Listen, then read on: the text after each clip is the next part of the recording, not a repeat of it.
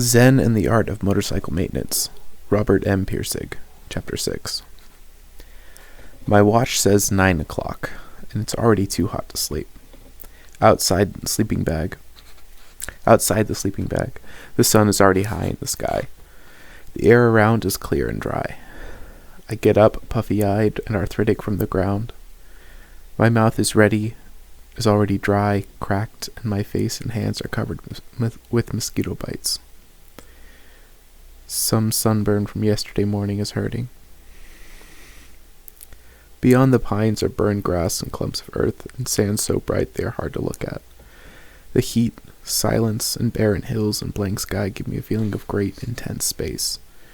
Not a bit of moisture in the sky. Today's going to be a scorcher. I walk out of the pines onto a stretch of barren sand between some grass and watch for a long time, meditatively. I've decided today's Chautauqua will begin to explore Phaedrus's world. It was intended earlier simply to restate some of his ideas that relate to technology and human values and make no difference to him personally. But the pattern of thought and memory that occurred last night has indicated this is not the way to go. To omit him now would be to run from something that should not be run from. In the first gray of the morning, what Chris said about his Indian friend's grandmother came back to me, clearing something up. She said ghosts appear when someone has not been buried right. That's true. He never was buried right, and that's exactly the source of the trouble. Later I turn and see John is looking up at me uncomprehendingly. He is still not really awake, and now walks aimlessly in circles to clear his head. John, soon Sylvia is up too, and her left eye is all puffed up. I asked her what happened. She says it was from mosquito bites. I begin to collect gear and repack the cycle. John does the same.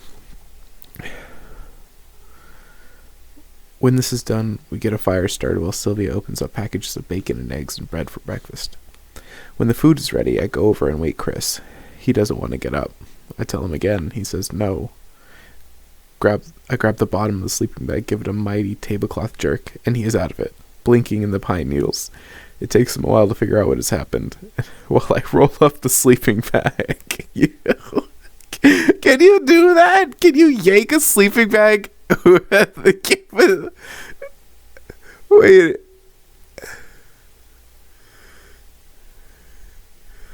He says no. Go to the bottom of the sleeping bag. Fucking no, you didn't. You didn't yank somebody out. Well, obviously this is fiction, but still. Yeah, they're funny, but like not in such a bad way that I'm not enjoying myself. He comes to breakfast looking insulted, eats one bite, and says he isn't hungry. His stomach hurts. I point to the lake down below us, so strange in the middle of the semi-desert, but he doesn't show any interest. He repeats his complaint. I just let it go by, and John and Sylvia disregard it too. I'm glad they were told what situation is with him. It might have created real friction otherwise. We finish breakfast silently, and I'm oddly tranquil. The decision about Phaedrus might have something to do with it. But we are also perhaps 100 feet above the reservoir, looking across into a kind of western spaciousness. Barren hills, no one out anywhere, not a sound, and there is something about places like this that raises your spirits a little and makes you think that things will probably get better. While loading the remaining gear and luggage on the luggage rack, I see with surprise that the rear tire is worn way down. All that speed and heavy load and heat on the road yesterday must have caused it.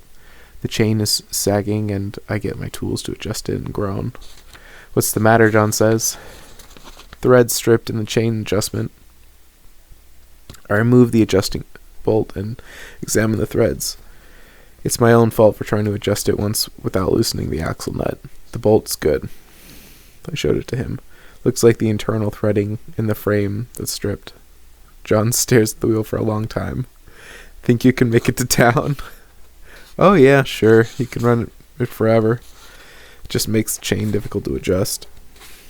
He watches carefully as I take up the rear axle nut until it's barely slug, tap it sideways with a hammer until the chain slack is right, then tighten up the axle nut with all my might to keep the axle from slipping forward, later on, and replace the cotter pin. Unlike the axle nuts on a car, this one doesn't affect bearing tightness. How did you know how to do that? He asks. You just have to figure it out. I wouldn't know where to start, he says. I think to myself, that's the problem. All right, where to start? To reach him, you have to back up. To reach him, you have to back up, and the further back you go, the further back you have to go. Further back you see, you have to go, until what looked like a small problem of communication turns into a major philosophic inquiry. That, I suppose, is why the Chautauqua. Or you pack the toolkit and close the side cover plates and think to myself, he's worth reaching, though. On the road again, the dry air cools off and the slight sweat from that chain job, and I'm feeling good for a while. As soon as the sweat dries off, though, it's hot. Must be in the 80s already. There's no traffic on this road, and we're moving right along. It's a traveling day. Now I want to begin to fulfill a certain obligation by stating that there was one person no longer here who had something to say, and who said it, but whom no one believed or really understood, forgotten. For reasons that will become apparent, I'd prefer that he remain forgotten, but there's no choice other than to reopen this case. I don't know his whole story. No one ever will except for Phaedrus himself, and he can no longer speak. But from his writings and from what others have said and from fragments of my own recall, it should be possible to piece together some kind of approximation of what he was talking about. Since the basic ideas for this Chautauqua were taken from him, there will be no real deviation, only an enlargement that may make the Chautauqua more understandable than if it were presented in a purely abstract way. The purpose of the enlargement is not to argue for him, certainly not to praise him. The purpose is to bury him forever. Back in Minnesota, when we were traveling through some marshland, I did some talking about the shapes of technology and the death force, and the Sutherlands seemed to be running from. I want to move now to the opposite direction from the Sutherlands, towards the force into its center. In doing so, we will be entering Phaedrus's world, and the only world he ever knew, in which all understanding is in terms of underlying form. The world of underlying form is an unusual subject of discussion because it is actually a mode of discussion itself. You discuss things in terms of their immediate appearance, or you discuss them in terms of their underlying form, and when you try to discuss these modes of discussion, you get involved in what could be called a platform problem. You have no platform from which to discuss them other than the modes themselves. Previously, I was discussing his world of underlying form, or at least the aspect of it called technology, from an external view. Now I think it's right to talk about that world of underlying form from its own point of view. I want to talk about the underlying form of the world of underlying form itself. To do this, first of all, a dichotomy is necessary. But before I can use it honestly, I have to back up and salve what it is means. What it is and means. Okay, what it is and means. And that is a long story in itself. Part of this backup problem, but right now I just want to use a dichotomy and explain it later. I want to divide human understanding into two kinds, classical understanding and romantic understanding. In terms of ultimate truth, a dichotomy of this sort has little meaning but is quite legitimate when one is operating with the classic mode used to discover or create a world of underlying form. The terms classic and romantic, as Phaedrus used them, mean the following. A classical understanding sees the world primarily as underlying form itself. A romantic understanding sees it primarily in terms of immediate appearance. If you were to show an engine or a mechanical drawing or electronic schematic to a romantic, it is unlikely he would see much of interest in it.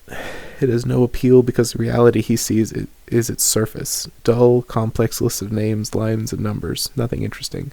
But if you were to show him the same blueprint or schematic and give the same description to a classical person, he might look at it and then become fascinated by it because he sees that within the lines and the shapes and the symbols is tremendous richness of underlying form. The romantic mode is primarily inspirational, imaginative, creative, intuitive. Feelings rather than facts predominate art. When it is opposed to science, is often romantic. It does not proceed by reason or laws. It proceeds by feeling, intuition, and aesthetic consciousness. Conscience.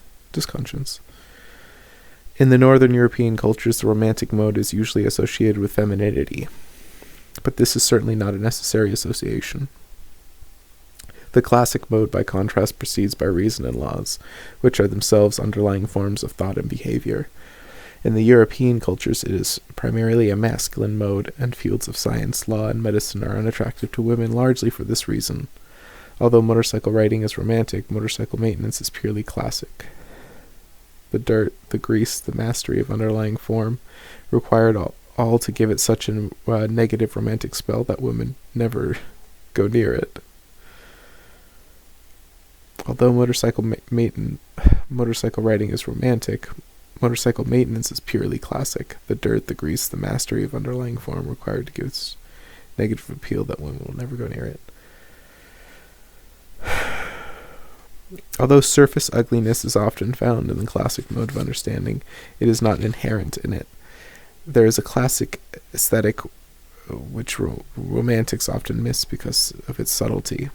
The classic style is straightforward, unadorned, unemotional, economical, and carefully proportioned. Its purpose is not to inspire emotionally, but to bring order out of chaos and make the unknown known.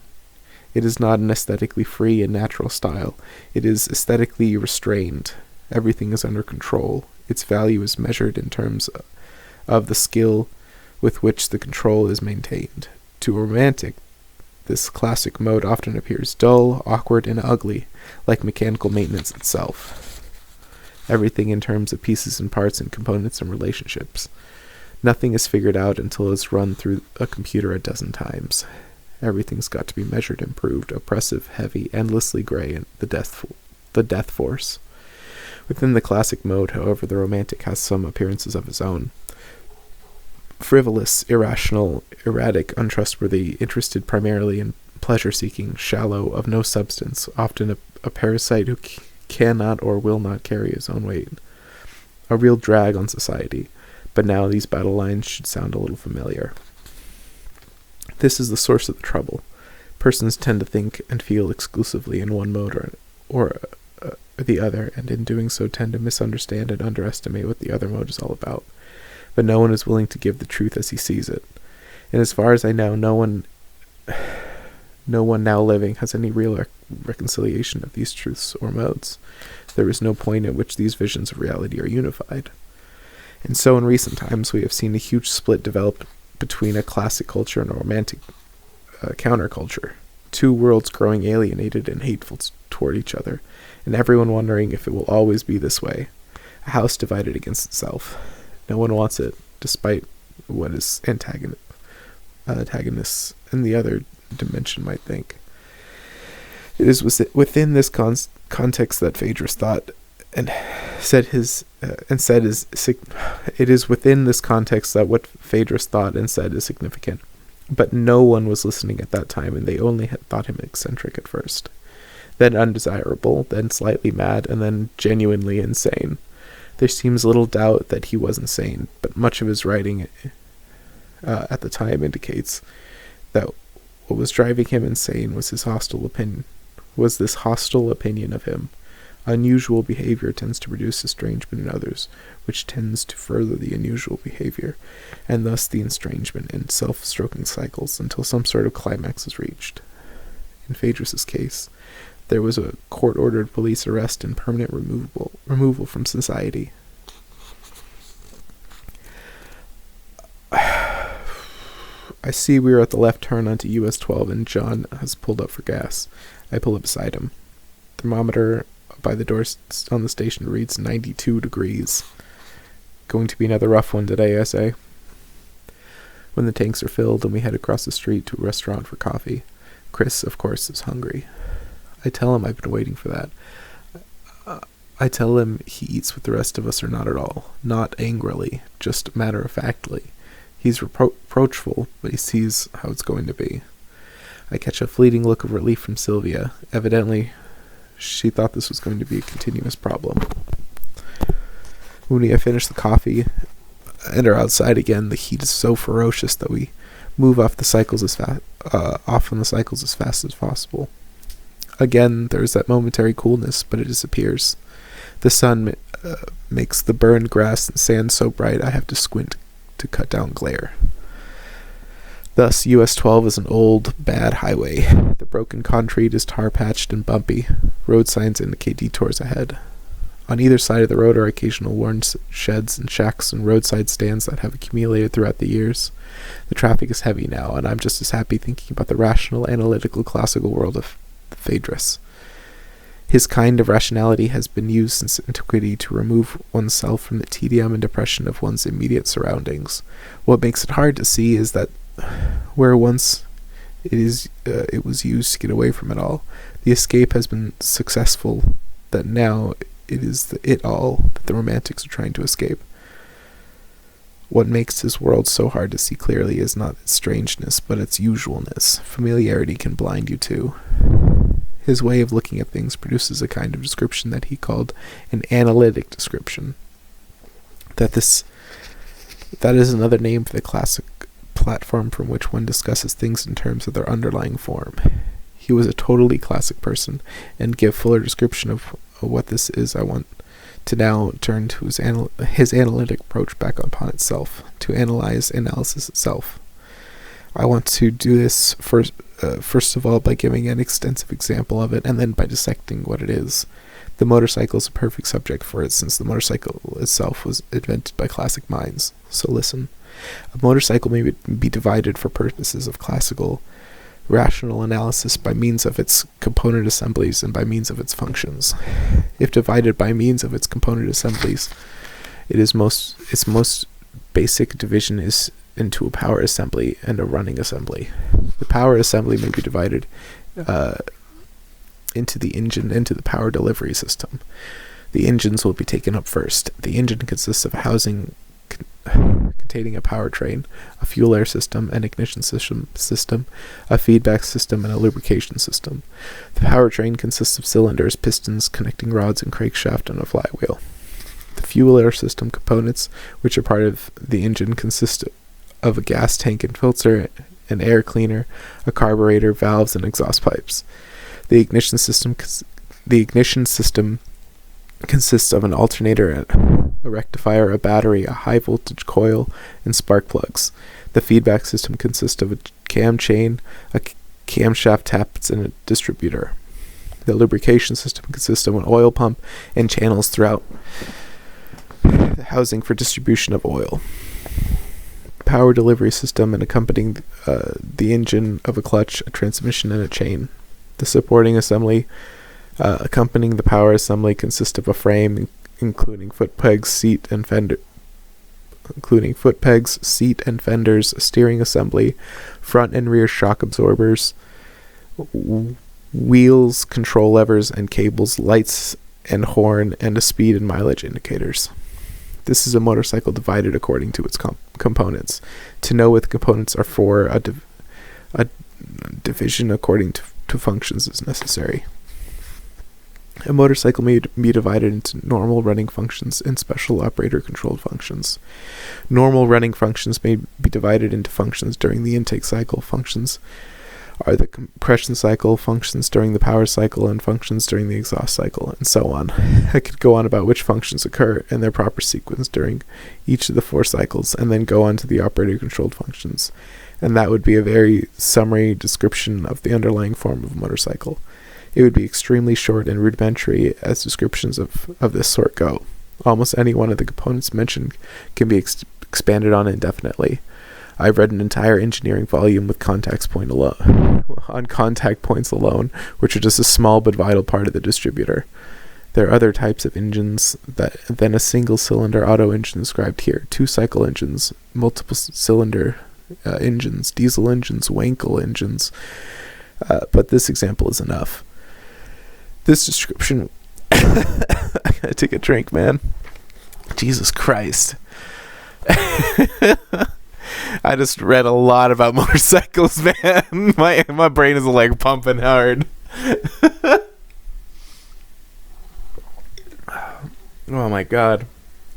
That's a lot more about motorcycles than I expected to learn today. All right. I guess I'm reading Zen and our motorcycle maintenance, so I figured I'd learn something. But I don't know if I learned anything from that. This description would cover the what of motorcycles, of the motorcycle in terms of components, and the how of the engine in terms of functions. It would badly need a where analysis in the form of illustration, and also a why analysis in the form of engineering principles that led to this particular conformation of parts. But the purpose here isn't exhaustively to analyze the motorcycle, it's to provide a starting point. An example of a mode of understanding of things will itself become an object of analysis. There's certainly nothing strange about this description at first hearing. It sounds like something from a beginning textbook on the subject, or perhaps the first lesson in a vocational course. What is unusual about it is seen when it ceases to be a mode of discourse and becomes an object of discourse. Then certain things can be pointed to. The first thing to be observed about the description is so obvious that you have to hold it down or it will drown out every other observation. It is just duller than a dishwater. It is just duller than dishwater. Yada yada yada yada yada, carburetor, gear ratio, compression, yada yada, piston plugs, intake, yada yada yada, on and on and on and on. That is the romantic face in the classical mode. Dull, awkward, and ugly. Few romantics get beyond that point. But if you can hold down that most obvious observation, some other things we noticed that do not at first appear. The first is that the motorcycle, so described, is almost impossible. Exactly what it feels like to read that section is what he's saying, which would probably put me in the romantic camp. I would say that I would be more of a romantic than classic then, which is so very interesting considering I went to school for engineering, got accepted to a school for engineering. That was not for me. Wow, that was not for me. That was not for me. Why did I think that was for me?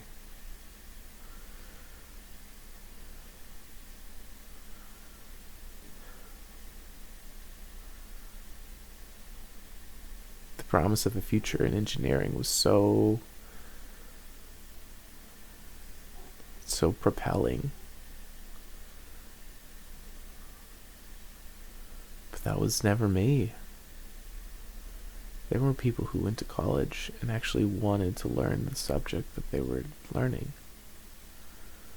I didn't have a respect for what I was doing. I didn't have a respect for learning the subject on the most basic level.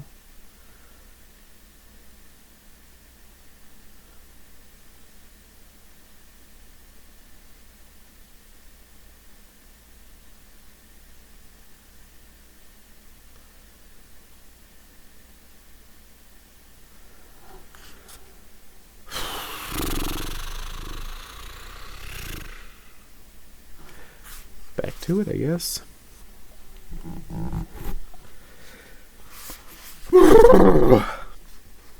The second is that the first is that the motorcycle, so described, is almost impossible to understand unless you already know how one works. The immediate surface impressions that are essential for primary understanding are gone.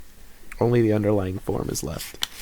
The second is that the observer is missing. The description doesn't say that you see the piston, you must remove the cylinder head. You aren't allowed anywhere in the picture. Even the operator is a kind of personality-less robot whose performance is a function of the machine. Whose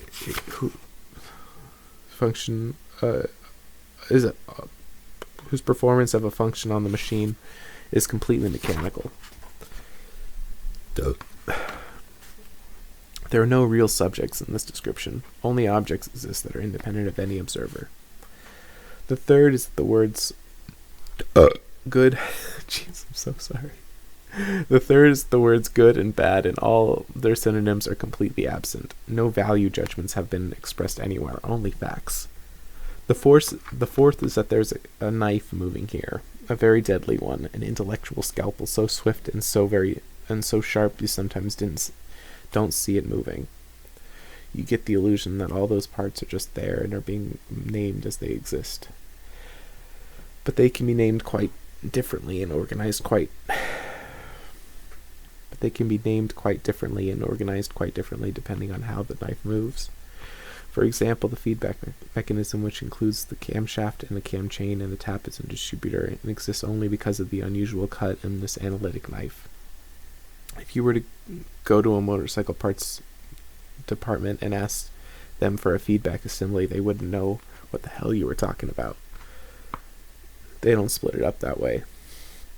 No two manufacturers ever split it up quite the same way, and every mechanic is familiar with the problem of the part you can't buy because you can't find it because the manufacturer considers it part of something else. It is important to see this knife for what it is, and not to be fooled into thinking that motorcycles or anything else are the way they are just because the knife happened to cut it up that way. It is important to concentrate on the knife itself. Later, I will want to show how the ability to use the knife creatively and effectively can result in solutions to the classic and romantic split. Phaedrus was a master with this knife. He used it with dexterity and a sense of power. With a single stroke of his own choosing, single stroke of analytic thought, he split the whole world into parts of his own choosing. Split the parts and split the fragments of the parts, finer and finer and finer, until he reduced it to what he wanted it to be. Even the special use of the terms classic and romantic are examples of his knifemanship. But if this were all there were to him, analytical skill, I would be more than willing to shut up about him. What makes it important to not shut up about him was that he used this skill in such a bizarre and yet meaningful way. No one ever saw this. I don't think he even saw it himself, and it may be an illusion of my own. But the knife he used was less that of an assassin and that of a poor surgeon. Perhaps there was no difference. But he saw a sick and ailing thing happening, and he started cutting deeper and deeper to get to the root of it. He was after something. That is important. He was after something, and he used the knife because that was the only tool he had. But he took on so much and went so far in the end, his real victim was himself.